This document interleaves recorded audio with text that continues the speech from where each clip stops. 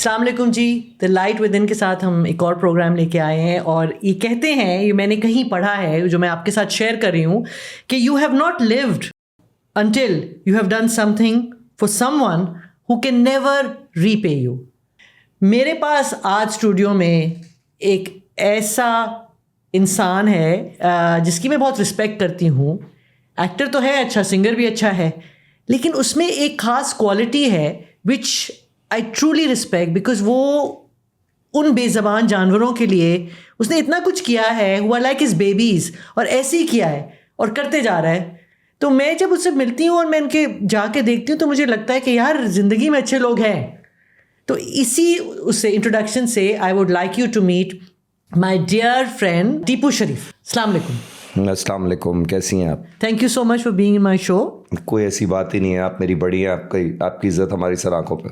आपने बहुत इज्जत दी है और आपने थ्रू आउट जब से हम काम कर रहे हैं, मैं अभी टीपू कहती we did a play long time ago, couple of 2-3 हमने प्लेस किए, लेकिन एक हमारा बहुत आमचू बदामचू एक था। मेरी सेकंड टेलीफिल्म आमचू बदामचू थी और मेरी 5th टेलीफिल्म, उसका नाम नहीं पता, अनुषे भी थी जिसमें। हाँ, वो आपके साथ थी। वो I remember, yes. We never got around to doing a serial together for some reason.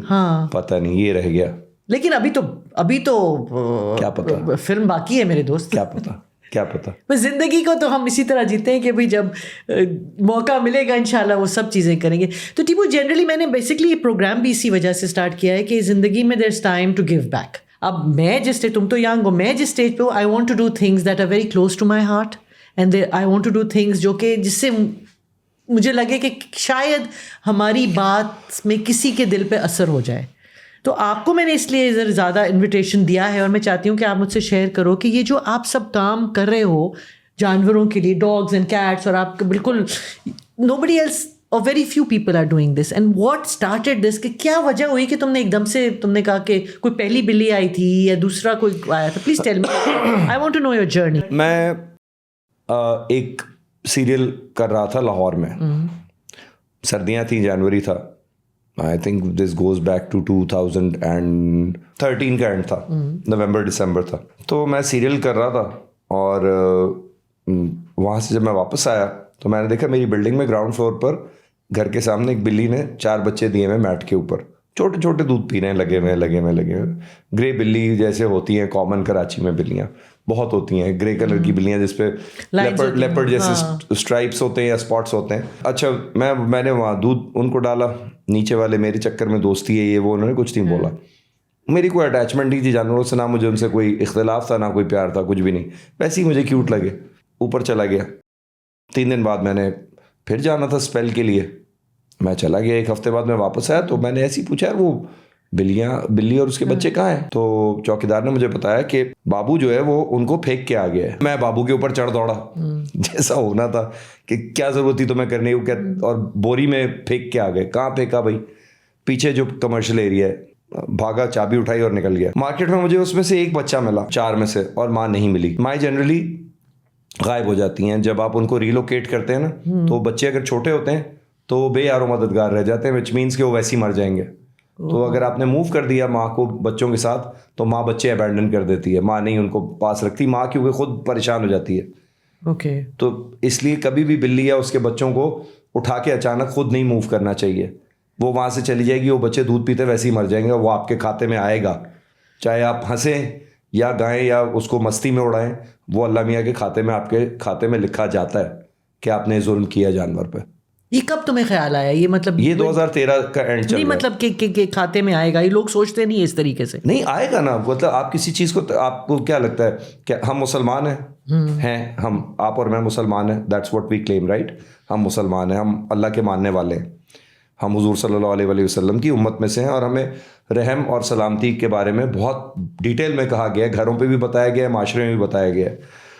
तो एक अल्लाह जिसे रहमान कहा जाता है और जिसे खालिक भी कहा जाता है, वो क्रिएटर ऑफ द यूनिवर्स है। एब्सोल्युटली, सब कुछ उसने बनाया है, ठीक है? कोई, मुझे तो इसमें कोई शक नहीं है, आपको भी नहीं, हमारी ये बिलीफ सिस्टम है। बिल्कुल नहीं, द लाइट विद इन उसी की तरफ। तो भैया वो बिल्ली भी तो उसी ने पैदा की है, तो क्या उसको उससे कोई अटैचमेंट नहीं होगी? वो सिर्फ इंसानों को ही पसंद करता है अल्लाह मियाँ कि ये मैंने इनको छोड़ दिया, अब ये रोनते फिरें, कुछ भी करते फिरें, तोड़ते फिरें, इनकी मर्जी है जो करें। कोई भी चीज़ जो मैंने दूसरी बनाई है वो इनके माथे है, तो ये उसके ऊपर जो भी करना है करें। ऐसा नहीं होता, इस तरह नहीं होता बॉस, ऐसे नहीं होता। You have to be answerable. अगर नहीं होंगे तो फिर वो खुद अपने तरीके से सवाल करेगा आपसे। क्या आप उस सवाल के लिए तैयार हैं? मैं तो तैयार नहीं हूँ फ्रैंकली। मेरी बहुत जान जाती है अल्लाह ताला से। आपको आंसरेबल होना पड़ता है अल्लाह के दरबार में। तो मुझे ये वक्त के साथ आपने ये टॉपिक निकाला है और सवाल और फोरम इस तरह का है, तो मैं ये लाइट विद इन की बात कर रहा हूँ। अगले दिन मैं गया दोबारा और बच्चे ढूंढने, तो मुझे एक और मिला। वो थे बिल्लू और डूकी। तुमने पहचान लिए बच्चे? हाँ, मैंने वो 2 पहचान ली, क्योंकि 3 दिन मैंने उनको दूध पिलाया था ना। वो सीढ़ी पे पलने लगे, घर के अंदर आ गए। दूध खाना डालते थे हम उनको, फिर बाहर कर देते थे। अब्बा कहते थे घर के अंदर नहीं रुके, गंद करेंगे। वो घर के अंदर जब आते थे तो मेरा दिल ही नहीं चाहता था फिर निकालने का बाहर। तो वो आहिस्ता आहिस्ता घर के अंदर ज़्यादा रहने लगे, बाहर कम। फिर वो बड़े होने लगे तो वो शोर करने लगे, तो उनको बाहर किया हमने। और उसी तरह फिर एक मैं ट्रिप पे गया 2014 के समर में टर्की, अम्मा से मिलने। अम्मा तो आपकी टर्की में रहती हैं? रहती थी, तो इंतकाल हो गया। I am so sorry. तो उनसे मिलने गया, वापस आया तो डूकी नीचे घूम रही थी। मैंने कहा डूकी इधर आओ, तो वो गली के कोने से भागती भी आई। अच्छा। तो फिर इसका मतलब कि वो जज्बात भी रखते हैं, समझते भी हैं, पहचानते भी हैं, which makes them conscious and sentient beings, जिनके पास जज्बात भी हैं और समझ बूझ भी है। तो फिर तो आप उनके ऊपर जुल्म कर रहे हैं, तो उन्हें तकलीफ भी होती होगी। बिल्कुल होती है, बिल्कुल होती है। आपको नहीं समझ आती। हाँ। आप अगर कॉकरोच को दबा देते हैं पाँव के नीचे, आपको अच्छा नहीं लगता, ठीक है, आप दबा देते हैं, उसका मतलब ये नहीं कि उससे तकलीफ नहीं हुई होगी। मेरे घर में छिपकली आती है, मैं उसको बोलता हूँ वो खिड़की खुली हुई है, बाहर चली जाओ। हाँ, चली जाती है ना। चली जाती है। नहीं, सही बात है, चली जाती हैं। अब आप बोलेंगे इस टीपू साइको हो गया वक्त के साथ साथ। टीपू, मैं तुम्हें से एक मैं भी बचपन में छर्रे वाली गन से छिपकलियां मारता था गैरेज में अपने घर के, लेकिन मैं अब ये नहीं करता। और कोई भी इंसान चेंज हो सकता है, बहुत सारी बातें हैं। आप मुझे मैं आपसे एक चीज़ मैं एक चीज़ आपसे शेयर करना चाह रही हूँ, इसी जो आपकी बात करें ना, क्योंकि मेरी ज़िंदगी में भी मैं आपसे शेयर करना चाह रही हूँ। ये हुआ था कि शूटिंग के दौरान एक चूंटा था जो चूंटे को सर पे लेके ना, जैसे ऐसे करके सर पे लेके जा रहा था, ठीक है ना। किसी ने उसको धक्का दिया, वो चूंटा जो है वो उसके ऊपर जिसको कैरी कर रहा था ना, वो गिर गया। वो पागलों की तरह चूंटा फिरने लग गया। मैं इसको देख के मैं हैरान हो गई थी। तो मैंने करीब से दूसरा चूंटा मेरे साथ मरा हुआ था, उसको मैंने पुश किया उसके पास। इस चूंटे ने वापस उसको सर पे उठाया और आराम से चलने लग गया। वो दिन और आज का दिन, मैं ऑनेस्टली इतना वो मैंने कहा ये चूंटा है जिसे हम समझते हैं, लेकिन इसमें कितना कुछ अल्लाह मियां ने डाला हुआ है कि वो तड़प गया कि उसके आई एम जस्ट सेइंग कि आपको आपका दिल वो हो जाता है कि यार अल्लाह मियां है। अल्लाह मियां की जो निशानियां हैं, जो कहते हैं कि मेरे बारे में गौर करो, फिक्र करो, ये सब है। वो गौर फिक्र जो है वो खाली पहाड़ों और जंगलों में और समंदरों में नहीं है, वो माइक्रो बीइंग्स भी हैं बहुत सारी। यही तो कमाल है। यही तो कमाल है सिस्टम का। कमाल ही है कि वो सिस्टम जो है वो इधर से उधर नहीं होता 1 इंच। लेकिन टिप्पू सोचते नहीं है ना हम तो यही तो सोचना ही तो उजागर करना है। तो इसीलिए तो हम कर रहे हैं, यही लोग कर रहे हैं, यही तो हम लोग शलवारों दाढ़ियों के चक्कर में फंस गए। भैया इतनी बड़ी यूनिवर्स बनाई है, देखो तो सही क्या बनाया अल्लाह मियां ने। देखो तो सही, उसको फील तो करो। यही तो कैसे आपकी कमांड पे ये डिजिट्स चलते हैं आपकी उंगलियों के, ये किस तरह चलते हैं? इससे आप तुन गिटार भी बजाते हैं, इससे आप टाइप भी करते हैं, इससे आप स्वाइप भी करते हैं, इससे आप खाना भी खाते हैं, धुलाइयाँ भी करते हैं, और रुक जाते हैं तो कुछ नहीं कर सकते, थप्पड़ भी मारते हैं। और ये यूं करके ये चलता है, ऐसे चलता है। और कभी आप ऐसे हो जाते हैं और कुछ भी नहीं हो सकता, क्योंकि वो नहीं चाहता आप इसी तरह हो जाएंगे। आप नहीं कर सकते। क्यों? चूज कर लिया उसने। जिंदगी में गिव बैक क्यों इंतजार करते हैं इस चीज का? गिव बैक ना करें, आप कुछ ना दें दुनिया को, कायनात को कुछ ना दें, लेकिन उससे छीने नहीं। मैं ये कहता हूं कि अगर आप किसी को फायदा नहीं दे सकते, ना दें। हर एक के असासे नहीं होते, हर एक की हैसियत नहीं होती, लेकिन आपकी नीयत तो हो सकती है। आप नहीं कर सकते, आपकी जेब आपको इजाजत नहीं देती, आपका अखलाक तो आपको इजाजत दे सकता है। अखलाक पे तो कोई नहीं जाता, अखलाक पे कोई कैद नहीं है, ठीक है। हालात आपके बहुत मुश्किल हो सकते हैं। इस कमरे में 10 आदमी बैठे हो सकते हैं जिनके हालात मुझसे ज़्यादा मुश्किल होंगे। मैं एक्टर हूँ, मेरी अय्याशी है, मैं लोगों में जाता हूँ, लोग तस्वीरें खिंचवाते हैं, ये करते हैं, वो करते हैं। मैं उन्हें कुछ भी नहीं कह रहा, मेरी कोई पोजीशन ही नहीं है कि मैं उन्हें कुछ कहूँ कि यार आप ऐसे जियो, यूँ करो, यूँ करो। मैं सिर्फ ये कह रहा हूँ कि आप 100 के लिए कुछ नहीं कर सकते, आप एक के लिए ज़रूर कुछ ना कुछ कर सकते हैं। वो आपका पड़ोसी हो, आपका दोस्त हो, आपका बेटा हो, बेटी हो, बीवी हो, किसी के लिए एक ऐसा भला काम कर दें कि वो एक सिस्टम में चला जाए। और अगर आपको किसी चीज से तकलीफ नहीं हो रही तो उसको तकलीफ ना दें, किनारा कशी कर लें, ये मैं कह रहा हूँ। उसी तरह फिर वो 2 बिल्लियों से 7-8 बिल्लियां हो गई, नीचे बिल्डिंग में देने लग गया, बिल्डिंग वालों से झगड़े शुरू हो गए, वो कहते हैं बिल्लियां आएंगी, ये गंद करेंगी, ये वो करेंगी, वो करेंगी, वो करेंगी, वो करेंगी। बात यहाँ तक चली गई बिल्डिंग में कि वो कहते हैं आपकी वजह से कौवे आते हैं और बिठे हो रही हैं जमीन पे। मैंने कहा मैं आपके लिए गली भी धुलवा देता हूँ। एक दो ही साहिबान है इस तरह के। वो भी बेचारे खैर बड़े अंडरस्टैंडिंग है। अब किसी को कोई चीज़ नहीं पसंद होती तो नहीं पसंद होती, आप चेंज नहीं कर सकते उसको। आई ट्राइड, नहीं हुआ।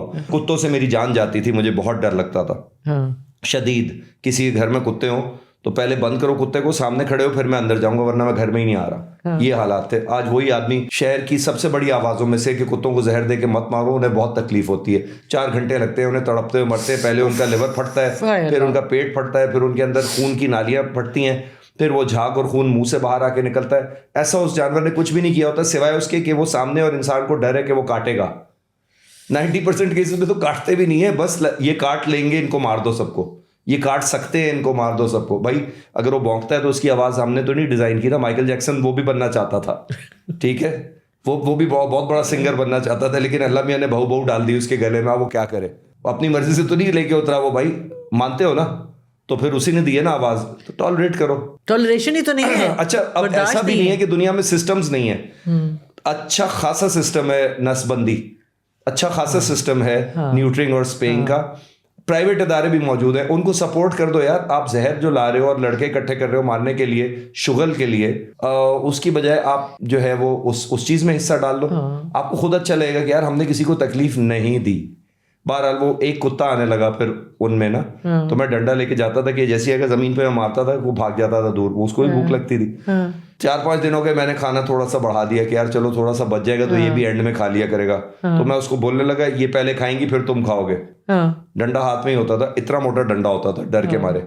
उसके बाद वो भी थोड़ा और वो करीब आया, नहीं वो ऐसे यूं आता था, सर नीचे करते हैं, 2 टांगों के बीच में कुत्ते डरे हुए होते हैं इंसान से बहुत ज्यादा, क्योंकि कराची की गली के कुत्ते बहुत ज्यादा टॉर्चर्ड होते हैं, बहुत ज्यादा। कोई डंडा मार देता है, कोई पत्थर मार देता है, कोई सोते हुए कुत्ते के ऊपर से गाड़ी चढ़ा देता है, कभी किसी की टांगें टूटी हुई होती हैं, कभी किसी की कमर टूटी हुई होती है, वो आगे की 2 टांगों पर चलते हुए जा रहे होते हैं, सिर्फ इसलिए कि लोग बदोबदी में बदमाशी में चले जाते हैं कि ऐसी की तैसी कुत्ते की उसके ऊपर से चढ़ा के चले गए। ये बड़ी कॉमन है, लेकिन ये जहाँ तालीम ज़्यादा होती है वहाँ पे ये चीज़ें कम होती हैं। जहाँ तालीम की कमी है और गुर्बत ज़्यादा है वहाँ पर ये मसले ज़्यादा है। एक्सट्रीम गुर्बत में आप जाएंगे तो वहाँ पे डिफरेंट है, वो कुत्तों को पालते हैं जो बिल्कुल गरीब हैं, क्योंकि वो उनको लगता है कि उनके दोस्त हैं, वो साथ ही सो रहे होते हैं उनके गंदे नालों के पास। मैं इन जगहों पे जाता हूँ, इसलिए आप ये नहीं कह सकती कि टीपू तुम हवाई फायर कर रहे हो, आप जानती हैं मैं जाता हूँ इन जगहों पे, स्लम एरियाज में, गंदे नालों के नीचे, मच्छर कॉलोनी, इस तरह के इलाके जो पसमानदा इलाके, मैं वहाँ जाता हूँ, मेरी टीमें जाती हैं, हम काम करते हैं वहाँ पे, मुझे पता है कि वो लोग किस तरह रहते हैं, वो बेहतर ट्रीट करते हैं। तो बहाने क्यों बनाते हो अपने गलत बातों को कवर करने के लिए? Be honest with your self.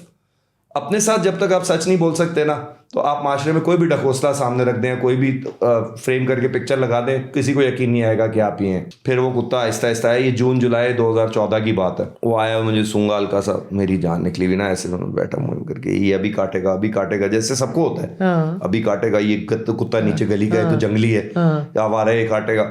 वो आया, फिर वो सूंगा 2-3 दिन जब उसने सूंगा तो मैंने ऐसे ही जरा हल्का सा सर पे हाथ रखा, उसने 2 मिलाई, दूसरी बार अगले दिन रखा, जरा फेरा और 2 मिलाई, तीसरे दिन वो पहले ही 2 मिलाता हुआ आया। उसके बाद जो कुत्तों से मेरी दोस्ती हुई है, वो कमांडर था, उसका नाम मैंने रखा, फिर कमांडरी से हुई, उसकी मिसेस साथ आती थी।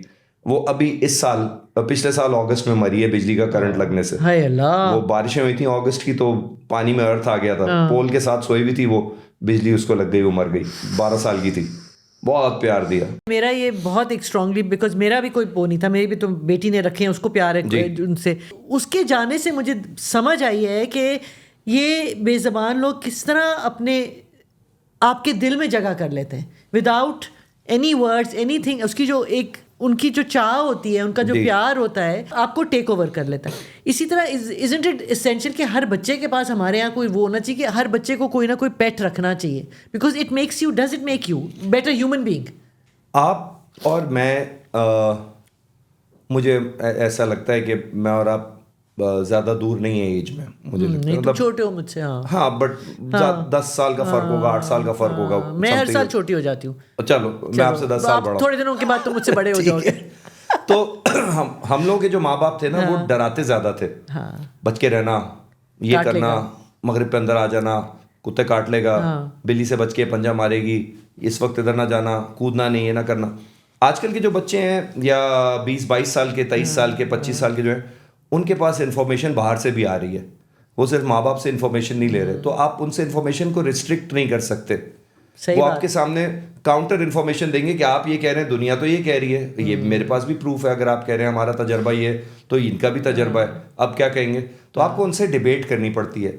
जब आप डिबेट करते हैं तो आप रियलाइज करते हैं कई जगहों पे आप सही हैं, कई जगहों पे आप गलत भी हैं। बिल्कुल, और तैयार रहना चाहिए, और तैयार रहना चाहिए, क्योंकि इंसान तो फ्लॉड है, परफेक्ट तो सिर्फ अल्लाह की जात है। बिल्कुल, उसके अलावा तो कोई चीज मुकम्मल नहीं है ना। बिल्कुल, आप सीखते भी तो ना बच्चों से, जैसे हम सीखते हैं, बच्चों से ही सीखते हो ना। आफ्टर अ सर्टेन एज वो बच्चों को, जैसे तुम कह रहे हो, इतनी नॉलेज हो जाती है that you as parents have to take a step back, because आप ये नहीं कह सकते कि ओ ये सब सही है।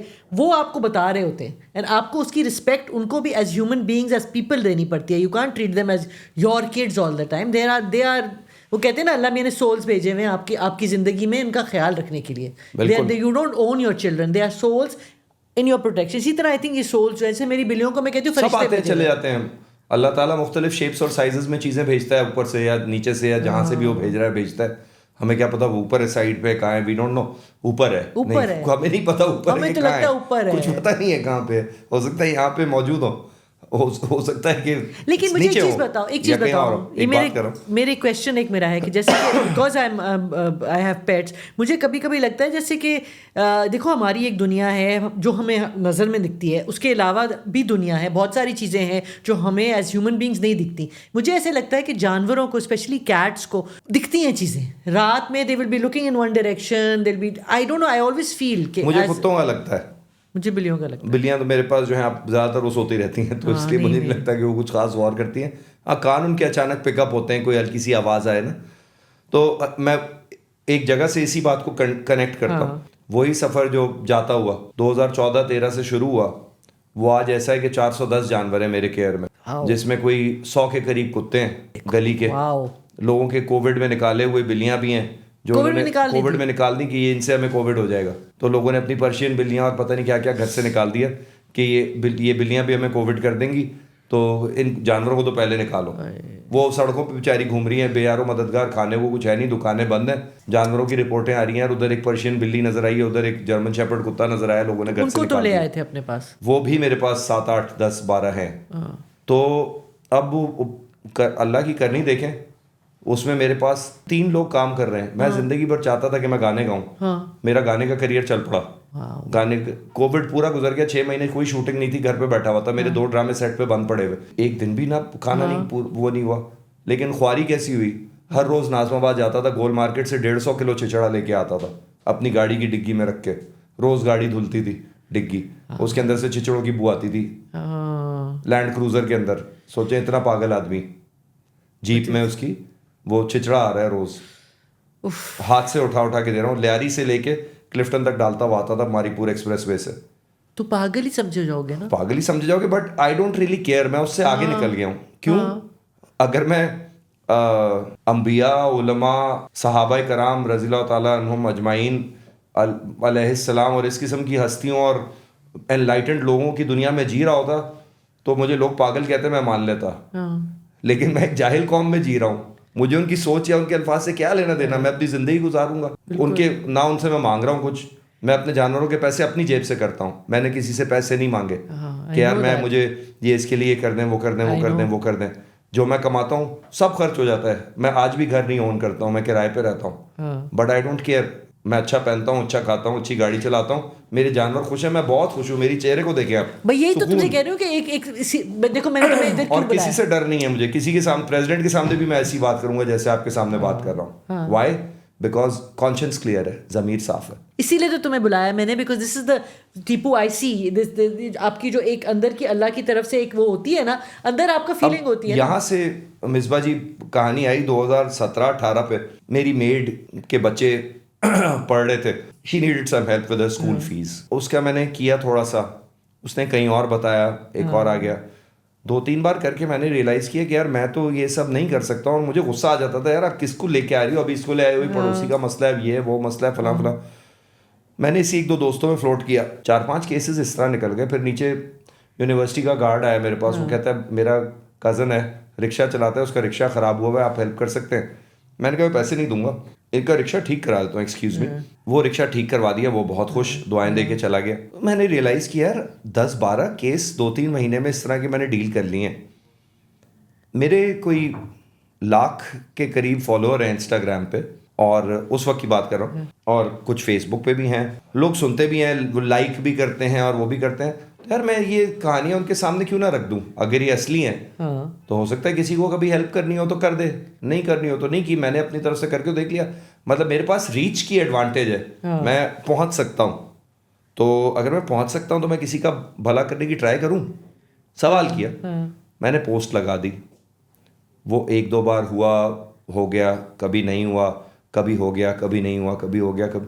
मेरे पास आसपास से एक एवरेज पे रोज़ आने लगा केस। फिर मैंने नीचे बता दिया चौकीदार को कि अगर कोई आए और बोले कि मुझे जहेज वहेज बनवाना है, बेटी का है वो, तो वापस कर देना वहीं से। कोई अस्पताल में हो तो मुझे बता दो, बीमार हो तो बता दो, बिल्कुल सही। किसी के घर के किराए का मसला हो तो बता दो, स्कूल की फीस हो तो बता दो। तो इस तरह करके एक छोटा सा इदारा क्रिएट हो गया, जो कि इदारा नहीं है, without money, without any money, without कुछ भी नहीं, बस काम कर रहे। किसी ने अगर बोला है कि जी मेरी ये ज़रूरत है, 85,000 की मुझे मोटरसाइकिल खरीदनी है या 1 लाख रुपए की बाइक खरीदनी है, तो मैं 1,05,000 की अपील लगाता हूँ। क्यों? वो 5,000 जो बचता है वो मैं उसको दे देता हूँ, जो चेक करके आता है। वो जो सुरजानी टाउन जाएगा या कोरंगी जाएगा, वो देख के आता है, वो पैसे आते हैं, वो 5,000 में ये 5,000 तुम्हारे, ये चेक करके आओ कि ये है कि नहीं है। अल्हम्दुलिल्लाह।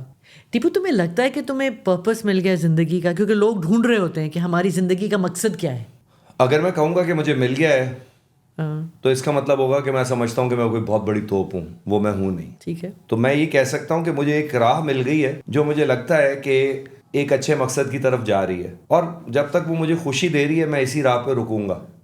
मैं ये नहीं कहूँगा कि मुझे अपना मकसद मिल गया है, क्योंकि इतना इल्म मुझे अल्लाह ने दिया नहीं है। दे देगा तो उसको खुद ही पता होगा कि उसने दिया है। कोई भला काम तो हो रहा है हाथ से मेरे, और इट मेक्स मी हैप्पी, बहुत खुशी होती है, यकीन करें। अब तो इतना रूटीन हो गया है कि लोगों को लगता होगा कि इसको कोई असर नहीं होता, लेकिन अभी भी ऐसे ऐसे मोमेंट्स आते हैं कि आपका दिल खुश हो जाता है जब आप देखते हैं ना कि आपने कोई अपील लगाई और किसी की बहुत बड़ी परेशानी है, और वो उसके लिए एक ज़िंदगी का अजाब बन गई है, और वो आपके 3 घंटे की मेहनत में वो मसला हल हो गया, और वो बंदा आपको दुआ भेजता है, चाहे ऑनलाइन भेजता है या फ़ोन पे भेजता है, जो भी, तो आपको बहुत सुकून मिलता है। अब आप इमेजिन करें कि ईदी साहब और चीपा साहब और ये वो, कितनी दुआएं इन लोगों को मिली होंगी, और ये वो। तो दुआएं असर करती हैं तुम्हारे ख्याल? दुआ तो अल्लाह ताला को पसंद है करवाना, तो अगर हो गई तो हो गई, अच्छी बात है। दूसरा मेरा ये मानना है कि इंसान अपने ज़िंदगी की जो इनामात और खुशियाँ होती हैं उनका और अपने दुखों का काफ़ी हद तक खुद ही जिम्मेदार होता है। हम अक्सर अल्लाह ताला को इसका मुरद इल्ज़ाम ठहराते हैं कि ये अल्लाह ताला क्या कर दिया, आपने सिचुएशन ऐसी क्रिएट कर दी, आपको तो पता था ये क्यों हो रहा है, वगैरह वगैरह। आपके गलत फैसले 90% खुद होते हैं। अल्लाह ताला तो रहमान है, बहुत प्यार करता है आपसे, वो आपको गलत गाइड क्यों करेगा? आपने उसके दिए हुए भेजे हुए इशारे देखे नहीं होते, क्योंकि आप अपने जोम में और अपनी एरोगेंस में आगे बढ़ रहे होते हैं। आपको तकब्बुर इतना ज़्यादा है कि आप अपने आप को बहुत बड़ा समझते हैं। इसलिए फिर जब आप गिरते हैं, ठोकर पड़ती है आपको ज़िंदगी या कुदरत के हाथों, तो वो भी अगर आप रियलाइज़ कर लेते हैं कि मैंने गलती की थी, तो वो भी अल्लाह ताला की तरफ से इनाम ही है मेरे नज़दीक। सबको ये रियलाइजेशन नहीं होती। और अगर आपको छोटी उम्र में हो जाए, मैं तो अभी छोटी उम्र में नहीं हूँ, मगर बहुत ज़्यादा बड़ी में भी नहीं हूँ, छोटी तो उम्र अभी मेरे पास काफ़ी साल शायद हों, शायद ना हो, कि मैं जो मेरे विजन है और ऑब्जेक्टिव्स हैं ना, वो बहुत बड़े हैं।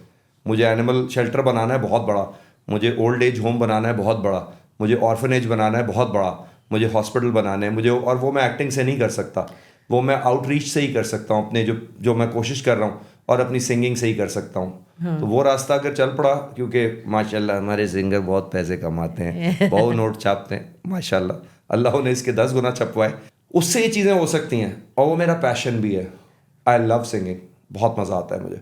आई want you to sing something for the Almighty. I want you to sing something that you feel that, जब जिससे तुम्हें दिल में सुकून मिलता है। मेरी अपनी एक चीज़ है, अभी बन रही है।